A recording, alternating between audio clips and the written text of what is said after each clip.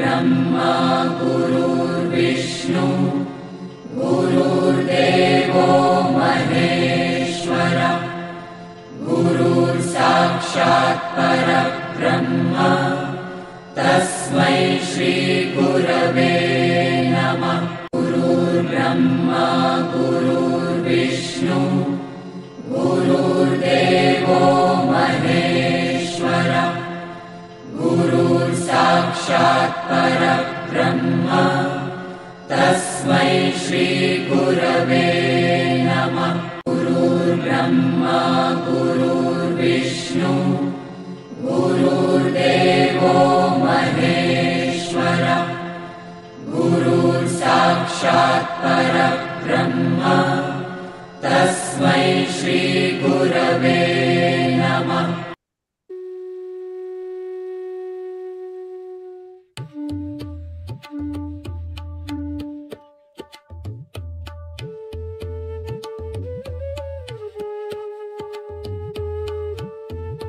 भगवद्गीता ज्ञानेश्वरीच्या आधारे सुरू असलेल्या ह्या प्रवचन मालिकेचे शीर्षक अध्यात्म यात्रा असे आहे। प्रवचन मालिका रूपी अध्यात्म यात्रेचे आजचे हे 70वे प्रवचन पुष्प 70वा भाग आहे। या अध्यात्म यात्रेत सहभागी झालेले माझे सर्व सहप्रवासी साधक बंधू भगिनी, आपल्या प्रत्येकाच्या हृदयात सदैव उपस्थित व उपलब्ध असणाऱ्या भगवंतास, गुरुतत्वास साष्टांग नमस्कार।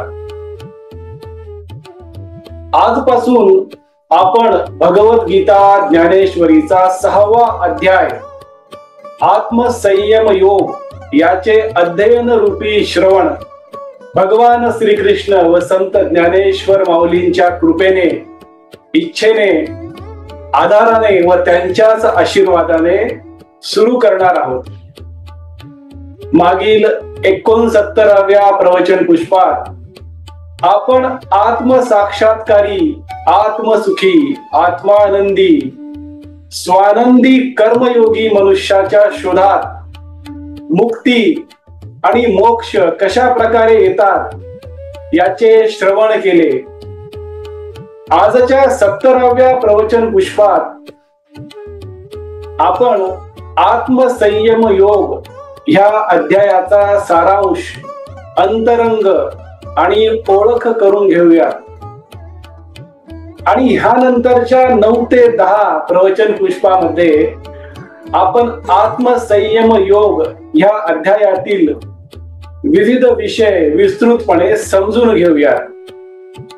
प्रत्येक अध्यायाच्या पहिल्या प्रवचन पुष्पात आपण त्या अध्यायातील विषय सारांश रूपात समजून घेत आहोत। तसेच त्याचप्रमाणे आजच्या प्रवचन पुष्पात त्याची ओळख करून घेऊया। दररोज प्रमाणे आजच्या प्रवचन पुष्पाच्या शेवटी भगवान श्रीकृष्ण व संत ज्ञानेश्वर माऊली या अध्यायाच्या सारांशातून ओळख करून देऊन आजच्या अर्जुनाला, आजच्या सामान्य माणसाला कोणता संदेश देणार आहेत हेही आपण आजच्या प्रवचन पुष्पाच्या शेवटी समजून घेऊया। कुरुक्षेत्राच्या पवित्र युद्धभूमीवर भगवंत आणि भक्ताचा, गुरु आणि शिष्याचा, भगवान श्रीकृष्ण व संत ज्ञानेश्वर माऊली हे अर्जुनासोबत संवाद साधत आहेत। हा संवाद मधुर संवाद आहे, पवित्र संवाद आहे, अमर संवाद आहे, सुख संवाद आहे, गुरु शिष्याचा सुख संवाद आहे। आतापर्यंत भगवान श्रीकृष्णांनी अर्जुनाला कर्म का करावे आत्म्याचे विवरण करून सांगितले। त्यानंतर कर्म करताना कर्म फळाचा त्याग कसा करावा, कर्तेपणाचा त्याग कसा करावा ह्याचे विस्तृत वर्णन सांख्य योग, कर्मयोग, ज्ञान कर्म संन्यास योग, कर्म संन्यास योग अशा विविध सुरुवातीच्या 5 अध्यायातून समजावून सांगितले. या अध्यायामध्ये 6व्या आत्मसंयम योग या अध्यायामध्ये भगवान श्रीकृष्ण अर्जुनाला सुरुवातीलाच मनुष्याला मिळालेली सर्वात मोठी देणगी दैवी शक्ती म्हणजे शब्द, शब्दांचे उच्चार, वाचा, बोलणे ह्याचे महत्व पटवून देत आहेत. शब्द म्हणजे कसे परमामृत आहे आणि बोलण्याची प्रक्रिया, बोलणे, वाचा ही कशी सर्वात मोठी शक्ती मनुष्याला भगवंताने प्रदान केलेली आहे हे विस्तृतपणे समजावून सांगत आहेत. शब्दातून, वाचेतून, बोलण्यातून मनुष्य भगवंताच्या अस्तित्वाचा अनुभव घेऊन भगवंताशी एकरूप कशा प्रकारे होऊ शकतो हेही भगवान श्रीकृष्ण अर्जुनाला या अध्यायामध्ये समजून सांगणार आहेत. शब्दातूनच, वाचेतूनच एक खरा परम शिष्य त्याच्या गुरूंचा आशीर्वाद कशा प्रकारे प्राप्त करू शकतो, गुरुकृपेचा अनुभव कशा प्रकारे घेऊ शकतो हे सुद्धा भगवान श्रीकृष्ण अर्जुनाला या आत्मसंयम योगाच्या सुरुवातीलाच समजावून सांगणार आहेत. कौटुंबिक जीवन जगत असतानाच एक खरा तपस्वी परमानंदाचा अनुभव, स्वानंदाचा अनुभव, आत्मानंदाचा, आत्मसुखाचा अनुभव कशा प्रकारे घेऊ शकतो हे देखील भगवान श्रीकृष्ण अर्जुनाला या अध्यायामध्ये समजून सांगणार आहेत. समाधीबद्दल काही मनुष्याचा गैरसमज असतो. समाधी म्हणजे नेमकं काय आहे, समाधीची प्रक्रिया काय आहे हे देखील भगवान श्रीकृष्ण अर्जुनाला या अध्यायामध्ये समजून सांगणार आहेत. आणि समाधी बद्दलचे गैरसमज देखील संत ज्ञानेश्वर माऊली या अध्यायामध्ये दूर करणार आहेत.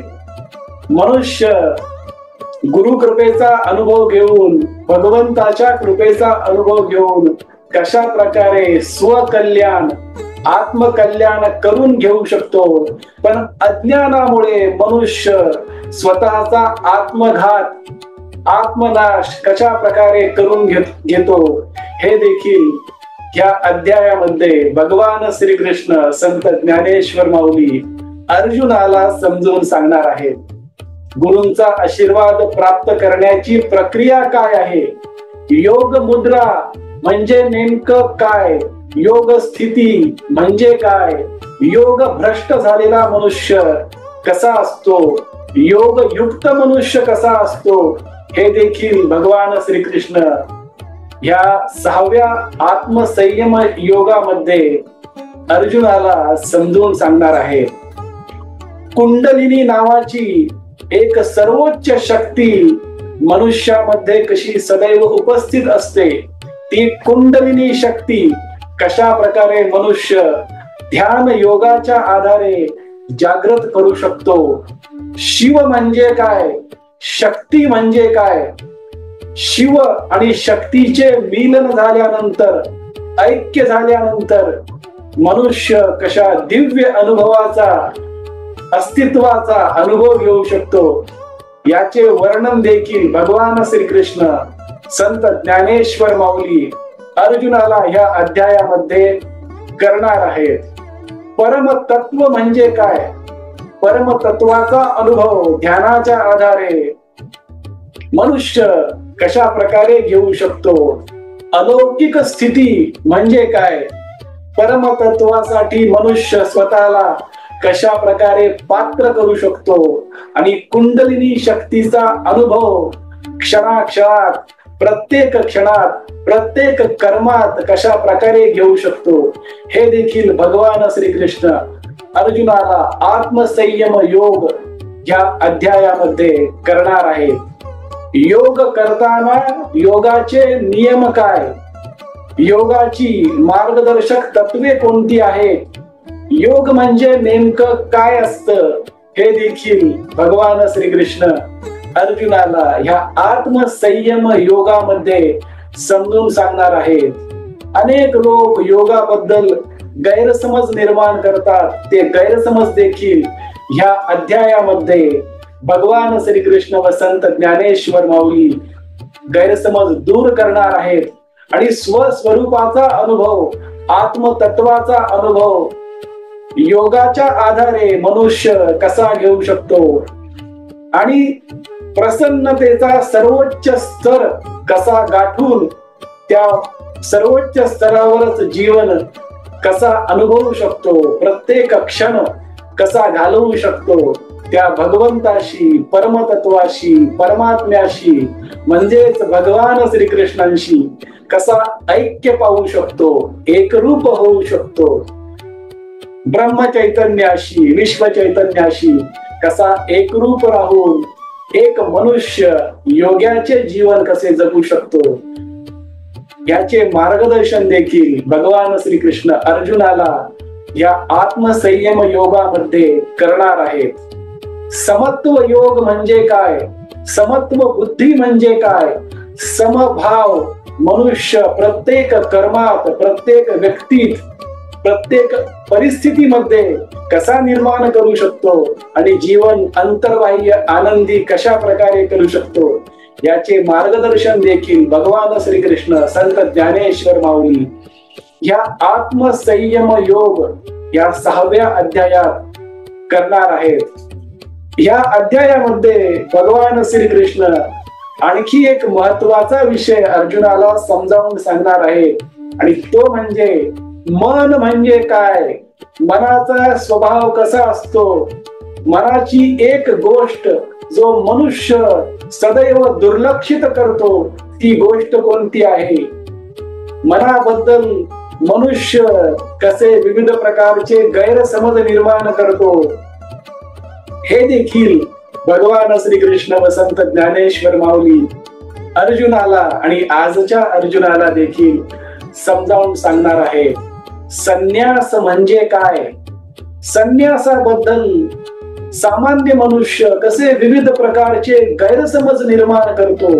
काही लोक संन्यासाबद्दल जाणून बुजून गैरसमज पसरवत असतात, पण संत ज्ञानेश्वर माऊली आणि भगवान श्रीकृष्ण खरा संन्यास म्हणजे काय, संन्यासी मनुष्य म्हणजे काय, योगी मनुष्य म्हणजे काय, मुनी म्हणजे कोण, सत्पुरुष म्हणजे कोण, योगारूढ झालेला मनुष्य कसा असतो, कर्मयोगी मनुष्य आणि योगारूढ झालेला मनुष्य यामध्ये किती साम्य आहे आणि हे दोघेही योगारूढ आणि कर्मयोगी भगवंताशी, त्या परमतत्वाशी, सतचित आनंदाशी कसे एकरूप झालेले असतात, ह्याचे मार्गदर्शन, याचे विस्तृत वर्णन भगवान श्रीकृष्ण अर्जुनाला करणार आहे.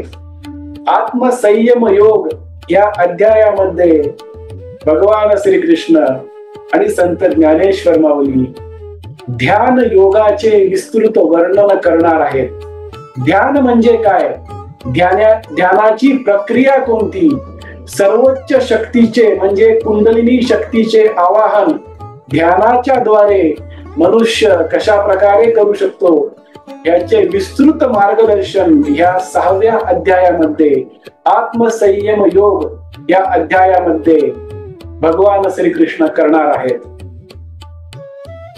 कर्मयोग आणि ध्यानयोग यातील साम्य कोणते, कर्मयोग हा सर्वोत्तम प्रकारचा योग कशा प्रकारे आहे, हे देखील भगवान श्रीकृष्ण अर्जुनाला या अध्यायामध्ये समजून सांगणार आहेत. कर्मयोगाच्या आधारे मनुष्य ध्यानयोगात कसा स्थित होऊ शकतो आणि ध्यानाच्या आधारे मनुष्य इंद्रियांचा निग्रह कशा प्रकारे करू शकतो, मनाचा निग्रह कशा प्रकारे करू शकतो, मनोनिग्रह याची प्रक्रिया कोणती आहे, आणि प्रत्येक कर्म सर्वोत्तम प्रकारे सर्वोत्कृष्ट प्रकारे करण्यासाठी मनाचा निग्रह करणे किती आवश्यक आहे आणि मनाची अलिप्त ठेवण्याची प्रक्रिया नेमकी कशी आहे हे देखील भगवान श्रीकृष्ण व संत ज्ञानेश्वर माऊली या 6व्या अध्यायात आत्मसंयम योग या अध्यायामध्ये समजून सांगणार आहेत. योगयुक्त मनुष्य कसा असतो, योग भ्रष्ट मनुष्य कसा असतो हे देखील या अध्यायामध्ये भगवान श्रीकृष्ण अर्जुनाला समजून सांगणार आहे. ध्यानाच्या आधारे कुंडलिनी शक्ती जागृत करून मनुष्य त्याचे जीवन अंतर्बाह्य आनंदी स्थिर शांत प्रसन्न करून 360 अंशामध्ये प्रसन्न जीवन जगून चैतन्याचा सर्वोच्च अनुभव कशा प्रकारे घेऊ शकतो याचे विस्तृत विवेचन ह्या 6व्या अध्यायामध्ये आत्मसंयम योग या अध्यायामध्ये भगवान श्रीकृष्ण व संत ज्ञानेश्वर माऊली करणार आहेत.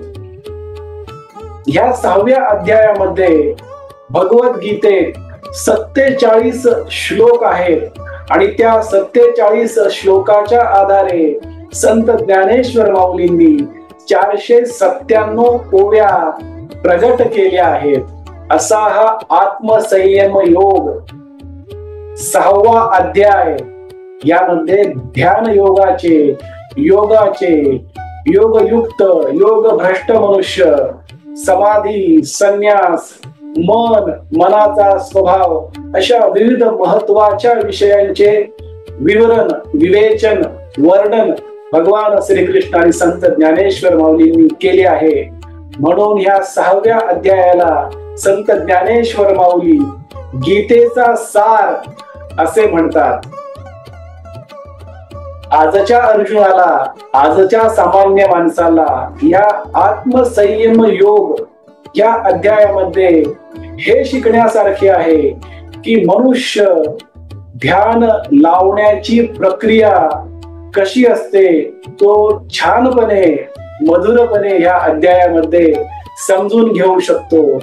आणि ध्यान लावण्याच्या प्रक्रियेतून इंद्रियांचा निग्रह कसा करावा, इंद्रियांचा निग्रह विषयांच्या उपभोगापासून कसा करावा, मनाचा निग्रह संकल्प विकल्पापासून कसा करावा, म्हणजेच मनाचा निग्रह विचारांपासून करून मनोनिग्रह करून भगवंताशी ब्रह्मचैतन्याशी विश्वचैतन्याशी सतचित आनंदाशी त्या परमानंदाशी सदैव एकरूप राहून प्रसन्नतेच्या सर्वोच्च स्तरावर जीवन जगून मनुष्य त्याचे जीवन अंतर्बाह्य स्थिर शांत समाधानी प्रेमळ करुणामयी विवेकी आणि विनम्र कशा प्रकारे करू शकतो याचे मार्गदर्शन या 6व्या अध्यायात आत्मसंयम योग या अध्यायात भगवान श्रीकृष्ण व संत ज्ञानेश्वर माऊली